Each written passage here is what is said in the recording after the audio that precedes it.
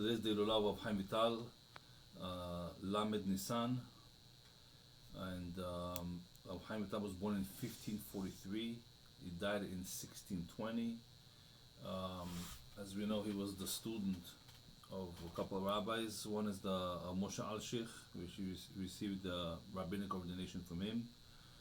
The smicha he got from him, and he was the student of Moshe Rav Cordovero and the Ari. The Ari, as we know, was a great figure, and Chaim Vital was Gama power.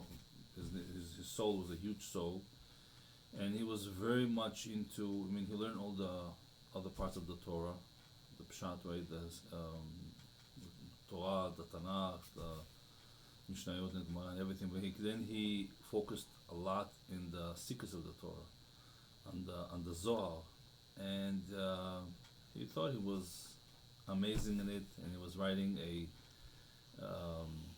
he was writing his own understanding of it, writing books and stuff. He was working on it, and since his secret his secret for success was that he wanted it very badly, more than anyone more than anyone, and he one time had a dream of Moshe Cordovero,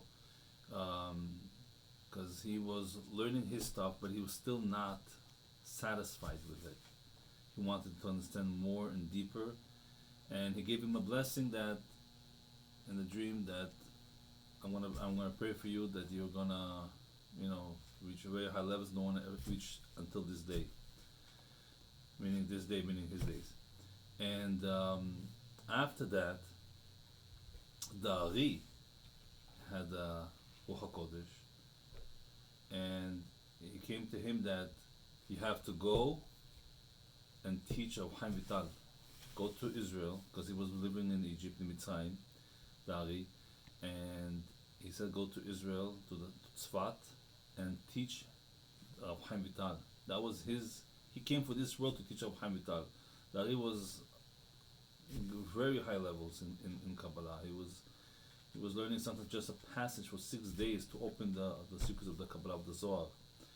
And Rav Chaim Vital, for the past 6 months, was dreaming the Ari, coming to him that you have to come to Tzfat, and I'm going to teach you. But the Chaim Vital thought to himself, he's in such huge, high levels, and he's writing about the Zohar right now.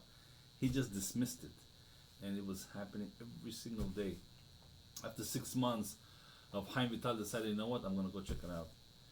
He went, he saw the Ari, he came to him, asked him questions. The Ari opened up things he never heard before.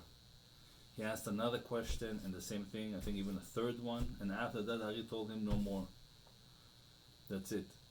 Chaim Vital put on a sackcloth, made tshuva, cried that Hashem should have mercy on him, that he should be able to merit to learn. After that, he came to the Ari. Ari says, now I can teach you. Now that he made tshuva, he was prepared to sit and learn with him. But the problem with the Ari knew that he doesn't have that much time to live, so he has to give everything over to him. That's his purpose in the world, to come to give it to the Chaim Vital. Chaim Vital is a huge neshama. Some say the nitzot, the spark, his neshama comes from the Rabbi Akiva, the nation of Rabbi Akiva. And in the previous Gilgul, the Ari was his student, and now it's the opposite.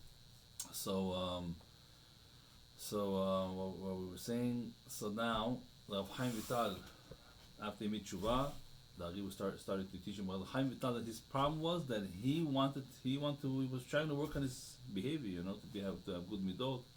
He thought, listen, it's probably a test for me. Ari told him, listen, I am only here just for you, one-on-one, no one else. But Chaim Vital felt bad. He thought, listen, I don't want to be selfish. I'm going to get more students for him, and he should, teach them, and it should be for everyone. And he used to do it. He used to bring more students to the Ari, and what could Ari do? And he, as he writes himself, it was foolishness to do that. Because of that, the Ari, it was 2 decrees when he opened up the secrets in front of everyone, which were they were not worthy, and he opened the secrets to in front of everyone. Of Chaim Vital was pushing him to do it, and he, what can he do? This was his purpose in life, to teach the Chaim Vital. He opened first time, told the secrets, and he saw right away in the Ruach HaKodesh that there was a decree that his son Moshe, the little one, would die. He came home that night. His son became sick, and 3 days later he passed away. Happened again later on that of Chaim Vital again. There was a part, I think, in Parashat Mitzorah, maybe in the Zohar. The first one was in Parashat B'Shalach, Badayala, that he gave the secret, and then the second one again they pushed him. He told him it's not going to be good, and then he did tell him, and it was decreed that Ari would die. So Ari passed away too, very young. Actually, Chaim Vital was older than him. The Ari used to come to his dream for over 20 years, almost daily, to have Chaim Vital to keep on teaching him. Now it is one-on-one. The books of Chaim Vital, I mean, as we know, the Zohar, it's most explanation, all the Kabbalah comes from the Zohar mostly, right? So, at the beginning when he was teaching him, Ari was teaching Chaim Vital, Chaim Vital could not remember this stuff. So he took him to Tveria in the boat, and when they reached a certain point, he told him, he took, I guess, a cup, and he told him to drink it. That's from the well of Miriam. And after that, his understanding of Kabbalah was amazing. He was able to remember everything. He has lots of books. The Chaim Vital, as we know, the Kitvei Ari, it's 8 Sharim. You have the Etz Chaim, Pri Etz Chaim, Shar Kavanot. Etz Chaim is really the basic of the whole, explanation of the Kabbalah. Pri Etz Chaim is more Kavanot, about davening and stuff, pray. Shar Kavanot too, as it says, from the word itself, Shar Kavanot. There's Shar Gilgulim, which is very important to learn. A person needs to know from where he comes, from Adam HaRishon, which part, and that will his prayers can be answered properly as soon as reincarnation. This is a huge work. It will take a long time to learn. The person who needs to know to be able to serve Hashem properly. The Shar Psukim talks about the Psukim of the Tanakh, an explanation of that. Shar HaKdamot is introduction. Shar Ruach HaKodesh, there's Yichudim over there, how to receive Ruach HaKodesh, and all kinds of other things there. Shar Ma'amarei Rashbi talks about explanation of the Zohar, the Psukim of the explanation of the Zohar. Not a lot, but there is. It's one book. Otzot Chaim Adam Yashar Mevo Sharim, which is usually, you can say, is probably the end of his days, Mevo Sharim, which is very more, sometimes in some things he was younger, but Mevo Sharim is mostly at the end, so it's more clear, more precise. Olat HaTamid, Kirat Yaakov, Olat HaTamid talks about Gam Kavanot. Sharei Kedusha is more Musar. Sharei Kedusha is a very important book to learn. That book talks about, he says that he sees, that there's not that much prophecy anymore, and actually this connects to Sfirat HaOmer. It's not that much prophecy anymore, because in the Ruach HaKodesh and these stuff, it says, there's different ways to receive prophecy. A person can put oath on angels and all kind of stuff, but that's not the proper way to do it. A person can get damaged from this kind of stuff too, and it's not real mamash, But so he explains that he is gonna give an outline of how a person needs to work on his midot. Through the midot, a person can receive Ruach HaKodesh. That's the proper way to do it. Obviously, learning Kabbalah, and there's meditation there and stuff. But starting with midot. Without midot, it's like a dirty cup that you're gonna put water and something good in there. It's gonna get ruined. Same thing here. A person needs to work on his midot first.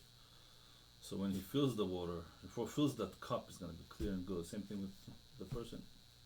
There's Seva Goralot. It's a thin book. It talks about Goralot. If a person has certain questions of what should he do and to know stuff, and he can ask questions and to receive answers, even about if should he choose this, whatever, all kinds of stuff like that. ספר פעולות, ספר חזיונות, שער המצוות, 400 שקל הכסף. He has a lot of books. Some bigger books, some smaller books, but that's about it around. שער המצוות he has, talking about the mitzvot in the parshiot, according to Kabbalah. So basically, it's very important to learn. This is Rav Chaim Vital is an amazing neshama, huge neshama. He had the zchut to be able to reveal this Kabbalah, and through the Ari. And it's too bad that we didn't have the merit for the Ari to stay another couple of years. Had he stayed a couple, maybe another 5 years or so, he would have explained to him all the Gemarot and all the Mishnah, everything according to Kabbalah. But it didn't happen, and it's very important for us in this last generation. It's considered last generation from 1490, I think it's called already for last generation. To this whole Kabbalah was made for this. All the Zohar, it was years not revealed, right? Even though it was written, let's say, I don't know, a couple thousand years, almost. So it was not revealed till the Ari really revealed it. Yeah, the Moshe Cordova explains too a lot of stuff, and it's very important to learn his. Actually, maybe even more important to learn his stuff first. There's some things there that's not in the Ketvei Ari, but basically we go according to the Ketvei Ari, especially the Sfaradim, but even the Ashkenazim do too, Hasidim do too actually, nowadays too, everyone does, according to the Chaim Vital, according to the Ari. And like I said, it's very important to learn nowadays, especially Kabbalah. Obviously a person has to be with holiness, going to the mikveh every day, and learning properly with the proper person, otherwise it can make up his own stuff, which could lead a lot of damages to his soul. And I guess that's about it. Chaim Vital.